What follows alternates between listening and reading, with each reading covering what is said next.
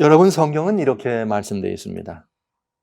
요한의 일서 4장에 보면 무슨 말씀이 있는가 하면 이런 말씀이 있어요. 4절부터 자녀들아 너희는 하나님께 속하였고 또 저희를 이겼나니 이는 너희 안에 계신 이가 세상에 있는 이보다 크심이라. 그런데요, 저희는 세상에 속한 고로 세상에 속한 말을 하며 세상에 저희 말을 듣느니라.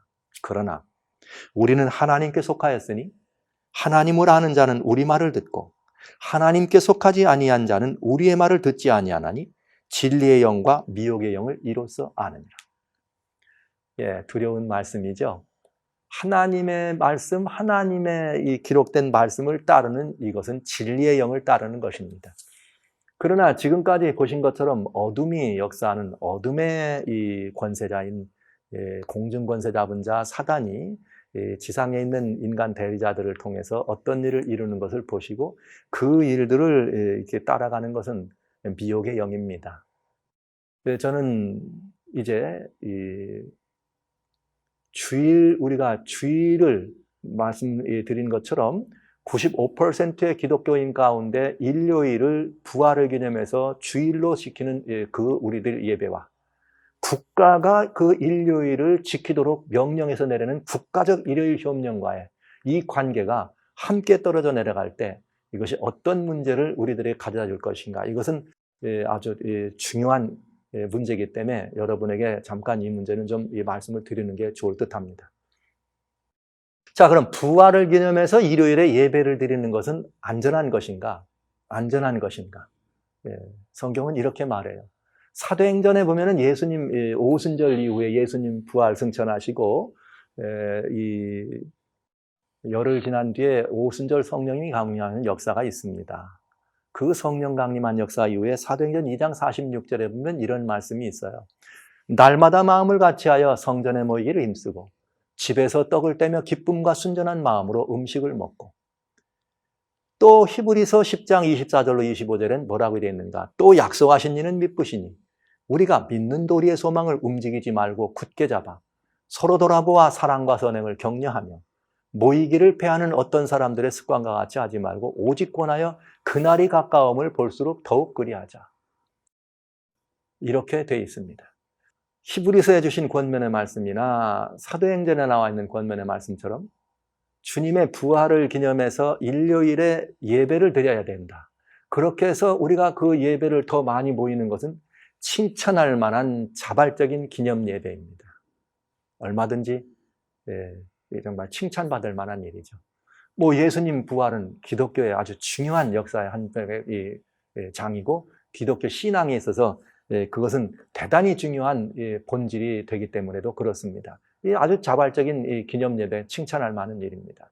그런데 문제는 주일 성수령이 내릴 때는 그 의미는 좀 달라져요. 이때는 왜 그런가? 일요일을 예배일로 정해놓고 일요일 예배를 이렇게 국가가 강제로 드릴 때 사단에게 정해진 것에 충성하게 한다면은, 그렇게 하기 위해서 그 예배가 강요될 때는 우리가 자발적으로 부활을 기념해서 드리는 예배라는 명목은 가졌지만 사실상은 어떤 날이냐? 사단에게 충성하도록 국가가 이 권력을 이용해서 사람들을 끌어가는 것입니다. 그러니까 하나님을 아는 사람이나 모르는 사람이나가 모두가 다 거기가 들어가겠죠. 그래서 그 말이 어떻게 되느냐? 요한계시록 13장 16절로 17절에 보면 저가 모든 자 곧 큰 자나 작은 자나 부자나 빈곤한 자나 모든 이들에게 이 표를 받게 한다, 이렇게 돼 있어요. 그래서 그 표를 안 받은 사람은 매매를 못하게 한다, 이렇게 돼 있습니다. 그러니까 강제적으로 이 법령을 제정해서 사람들을 유린할 때는 그것은 굉장히 중요한 의미의 상충을 가져오는 것입니다.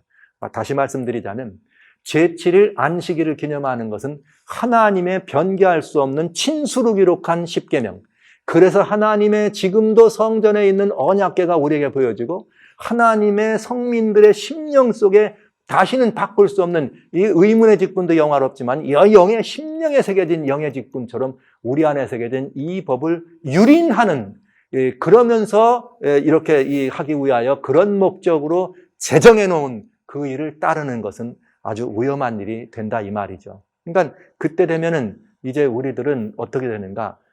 하나님의 십계명은 이것은 필수, 그거는 바꾸거나 변개할 수 없는 아주 중요한 절대적인 진리입니다. 가치입니다. 그러나 부활을 기념해서 우리가 드리는 것은, 그것은 우리가 자발적으로 선택한 우리들의 예배가 되기 때문에, 그거는 절대적 진리와 이런 그 상대적 진리와의 차이만큼이나 상당히 차이가 있는 것이죠. 물론 국가에 의해서 강요되는 충성 고백 집회에 참석하기 위해서 하나님, 나는 부활을 기념하는 진실된 내 심령의 예배를 그렇게 변질되게 이렇게 한다 그러면 우리는 생각이 좀 달라지지 않겠습니까? 자, 그런데 여기 여러분들에게 제가 이 문제가 의미가 상충될 때 그리스도인들이 따르고 선택해야 될 매우 중요한 가치를 말씀드리려고 합니다. 그것은 무엇인가? 여러분, 예수님께서 부활을 성경 속에 기념하라고 하신 적은 한 번도 없어요. 오히려 주님이 성경 속에 우리들로 하여금 부활하라고 한 것은 무엇이었는가? 주님의 이 마지막 붙잡히시는 날 밤 떡을 잡수실 때 제자들과 같이 이 마지막, 우리는 최후의 만찬이라고 그러죠. 그래서 이것이 최후의 우리의 교회 안에 성례전 가운데 성만찬이라고 하는 그런 예지. 이 성찬의 예식은 주님께서 기념하라. 인자 오실 때는 다시 오실 때까지 주님의 죽으심을 이게 전파하도록 하기 위해서 그 성찬의 떡을 떼는 것은 기념하라 하셨습니다. 그러나 주님의 부활은 주님께서 한 번도 우리들에게 부활하라고 말씀하시지는 않으셨다는 거죠. 그런 것처럼, 그리고 이런 것처럼 마치 성경 속에 예수님이 언제 태어나셨는 날짜를 이렇게 정확하게 말씀 안 하시면서 예수님 태어난 날을 우리가 크리스마스에서 이렇게 기념은 하지만 성경이 기념하라고 해서 하는 것은 아닙니다. 자, 그런 의미로 본다면 부활을 진정 기념한다면 부활의 날은 우리가 정확하게 볼 수 있겠죠. 여러분 아시는 것처럼 부활을 기념하는 것은 유대력으로 말하면 유대력, 그때 기원 31년에 그 유대 날짜로 말하면 유대 날짜에 이 정월 14일 날짜니까 그때 주님 돌아가시니까 이제 주님 부활하신 날은 16일 이렇게 부활 날로 정할 수가 있겠습니다. 그러나 우리는 지금 주님의 부활을 일요일 날 아침에, 주일 중 안식 후 첫날 이른 아침에 부활하셨기 때문에 기념하여 주님의 부활을 지금까지 기념하고 그날 우리도 모여서 함께 주님의 영광을 찬양하는 일을 해왔습니다. 칭찬할 만한 일이었습니다. 잘하신 일입니다. 그러나 다시 말씀드리지만 성경이 그렇게 하라 그랬기 때문에 이런 일을 하는 것은 아니라는 것이죠. 그러면 성경은 주님의 부활에 대해서 우리들에게 어떻게 하라 그랬는가? 여기 굉장히 중요한 게 있어요. 성경은 주님의 부활에 대해서 우리가 마땅히 해야 될 일에 대해서 아주 정확하고 분명히 설명해 주십니다. 그것은 무엇인가? 여기 로마서라고 하는 성경, 로마서 6장 4절로 5절에 이런 말씀이 있어요. 로마서 6장 4절로 5절에 그러므로 우리가 그의 죽으심과 합하여 침례를 받음으로 그와 함께 장사되었나니 이는 아버지의 영광으로 말미암아 그리스도를 죽은 자 가운데서 살리신과 같이 우리로 또한 새 생명 가운데 행하게 하려 하심이라. 우리가 만일 그가 그의 죽으심을 본받아 연합한 자가 되었으면 또한 그의 부활을 본받아 연합한 자가 되리라. 로마서 6장 4절로 5절입니다. 우리가 주님을 영접하여 세례를 받았을 때, 또 어떤 이들은 침례를 받았을 때 주님의 죽으심과 합하여 침례된 것이고 주님과 합하여 장사된 것입니다. 그러면 주님이 부활하신 과 합하여 어떡하라? 합하라. 말하자면 주님의 부활은 일주일에 한 번씩 기념하는 날이 아니고 주님의 부활은 우리의 심령이 다시 거듭나서 우리의 삶과 우리의 이 모든 경험을 통하여 날마다 주님과 그 부활하신 주님과 합동하고 연합하는 것이 주님의 부활을 기념하는 진짜 성경적인 방법이 되는 것입니다. 이것은 아주 중요해요. 저는 오늘 여러분들에게 이렇게 말씀을 드리려고 그래요. 진짜 주님의 부활을 기념하시길 원하면 일주일에 한 번 이렇게 날을 정해서 부활을 기념하는 것이 아니라 그것도 그저 교회에서 예배 한 번 드려서 부활하는 것이 아니라 우리의 일상의 삶을 통하여 나의 삶, 나의 영혼이 주님의 부활과 연합하여 주님의 죽으심과 합동되어 나의 모든 것을 죽었으니 그런즉 우리가 어떻게 해요? 믿음으로 말미암아 예수 그리스도를 영접하고 주님이 우리 안에 들어오셔서 우리가 거듭난 사람이 되었다면 주님 갈라디아 5장에 말씀하신 말씀처럼 무릇 그리스도 예수의 사람은 정과 욕심을 십자가에 못 박았느니라. 그런즉 우리가 어떻게 하라? 성령으로 살았으니 성령으로 행하라 하신 말씀처럼 예수님을 그렇게 우리 심령에 모셔서 부활하신 예수님의 우리의 연합해서 함께 주님의 부활하심을 우리의 삶을 통해 드러내야 된다 이 말이죠. 여러분 이런 질문을 좀 해보고 싶어요. 형제자매 여러분, 여러분의 삶은 주님의 부활하심을 증거하는 삶입니까? 그 삶이라면 여러분은 주님의 부활을 연합한 사람이요, 주님의 부활을 기념하는 사람들이 되겠습니다. 우리가 보통 지금은 이 부활을 기념하는 예배를 드립니다. 그러나 국가가 명령을 낼 때는 일요일 날인 것입니다. 그냥 그 일요일 날 아침에 우리가 성경을 들고 교회에 가가지고 있는 것이 주님의 부활을 기념하는 것입니까? 말로는 얼마든지 그렇게 할 수 있습니다. 그러나 어떻습니까? 사랑하신 형제자매 여러분, 우리들의 삶은 어떻습니까? 주님의 부활하신 삶은 우리가 삶을 통해 나타나고 있습니까? 우리의 새 생명이 역동하는 모습이 나타납니까? 그래서 주님처럼 말이죠, 우리가 주님 앞서가신 길을 따라가는 그리스도인의 삶이 날마다 표대를 향하여 전진하는 우리의 그리스도인의 삶이 드러나고 있습니까? 나타나고 있습니까? 보여지고 있습니까? 경험되고 있습니까? 주님의 부활에 참여하는 사람이 진정 주님의 부활을 기념하는 사람들이 된다 하는 것입니다.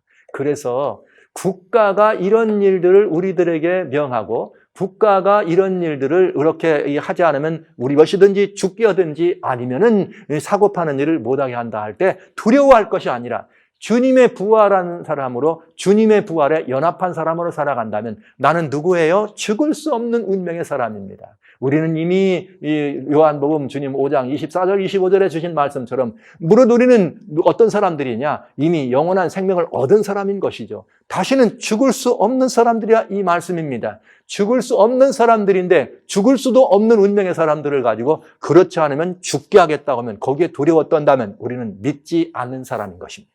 그러니 주님의 부활에 연합하여 날마다의 삶이 영원한 생명을 얻은 사람으로, 영생의 사람으로 내 삶을 살아가고, 영생의 사람으로 말하고, 영생의 사람으로 행하고, 영생의 사람으로 일상의 삶을 영위하는 이것이야말로 진정한 주님의 부활에 합동되는 삶 아닙니까, 여러분? 그래서 여러분, 주님의 부활은 결론입니다. 기념의 대상이 아닙니다. 주님의 부활은 우리의 합동, 주님과 연합의 대상이라는 사실을 기억해 주시기 바랍니다. 그래서 주님의 부활에 연합한 사람이 될 때, 주님의 부활에 연합한 사람으로 살아갈 때 우리는 비로소 주님의 부활을 기념하는 참다운 그리스도인, 그래서 날마다 기독교는 부활의 종교라는 말을 말로만 하는 것이 아니라 우리의 삶과 우리의 생활 속에서 실천하는 그리스도인이 되지 않겠습니까? 그러니까 주일을 지금 주님을 경배하기 위해서, 주님의 부활을 이루기 위해서 이렇게 경배하는 것 칭찬받을 만한 일입니다. 그러나 국가가 그것을 명령으로 그렇게 하지 않으면 안 된다고 할 때는, 그때는 그건 다른 의미예요. 그러니까 그때는 여러분 이미 그러지 않으면 죽인다는 명령이 떨어진다 할지라도 두려워하지 마시고 주님의 부활에 합동된 사람, 연합한 사람, 죽을 수 없는 사람, 주님의 부활에 합동했는데 누가 우리를 어떻게 하겠습니까?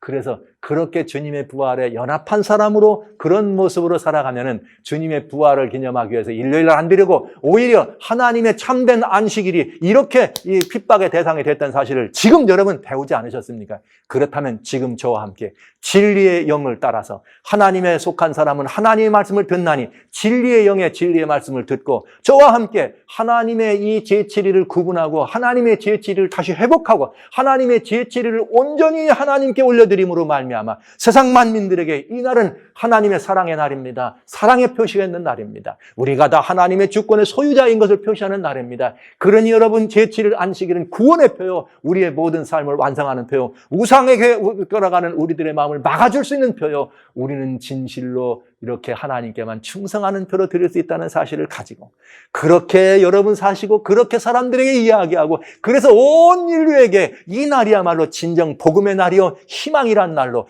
이 날 예수님의 안식에 참여할 수 있는 복된 날로 초청하는 복음의 사람이 돼야 안 되겠습니까? 저는 여러분들을 그런 자리로 초청하고 싶습니다.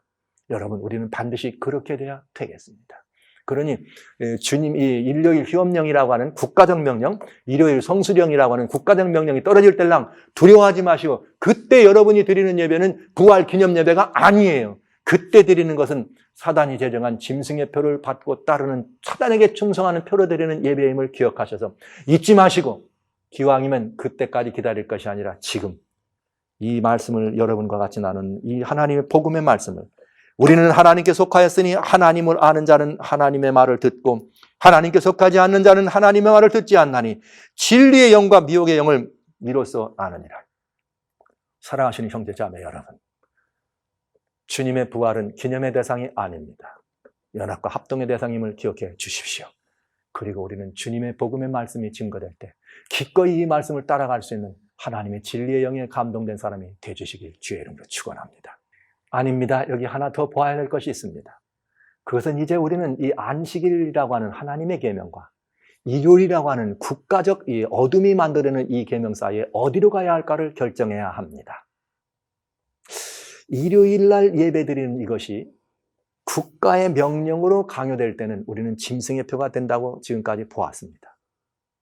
사실 그때까지 기다릴 것인가? 사실 기독교가 오랫동안 이 일을 그렇게 속아서 사단에게 미혹돼서 지켜왔기 때문에 많은 사람들은 일요일날 하나님의 예배 드리고 일요일날 나가서 어떤 그런 명령에 따르는 것에 대해 아무런 양심의 부담이 없게 될 것입니다. 누구 때문인가요? 그것이 사단에게 경배하기 위해서 사단이 제정한 하나님의 이 변개한 사단의 법이란 사실을 사람은 아무도 세상은 모릅니다.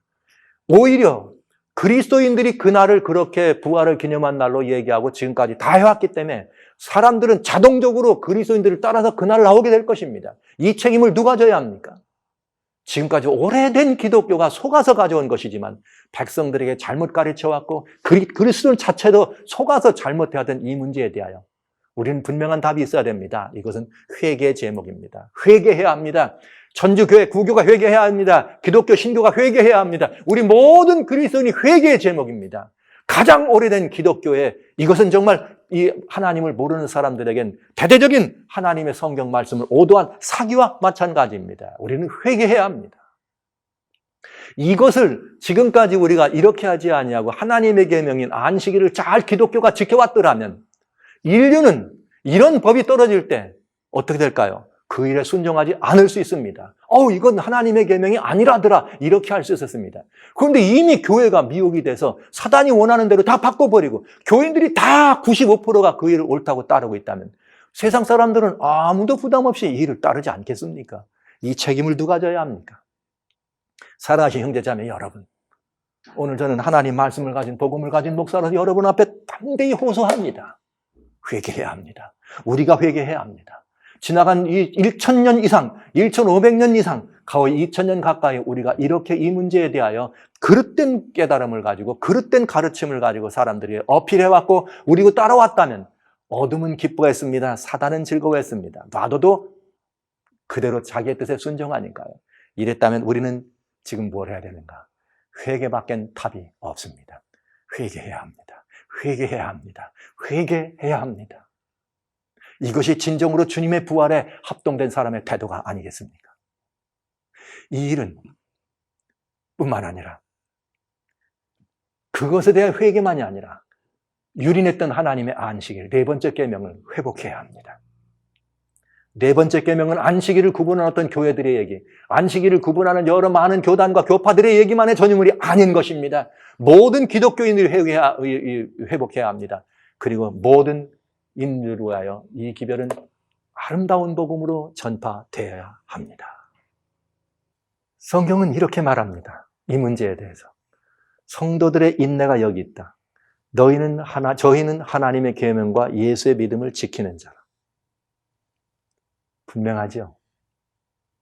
우리는 회개의 열매를 이제 이렇게 해서 하나님의 안식일을 회복하는 하나님의 계명으로 이렇게 회복하고 그 일 위해서 우리들의 인내가 필요하다 할 때 yes! 인내합니다. 그리고 마태복음 24장 20절에 주님 말씀하신 것 정말 기억해야 됩니다. 마지막 예수님 오시기 전에 환난이 있습니다. 그리스도인들을 위한 환난입니다. 그런데 그때 도망하는 일이 안식일이나 겨울이 되지 않도록 기도하라고 했습니다. 여러분, 도망하는 일이 안식일이나 겨울이나 되지 않도록 기도하려면 여러분 이 말은 무슨 말입니까?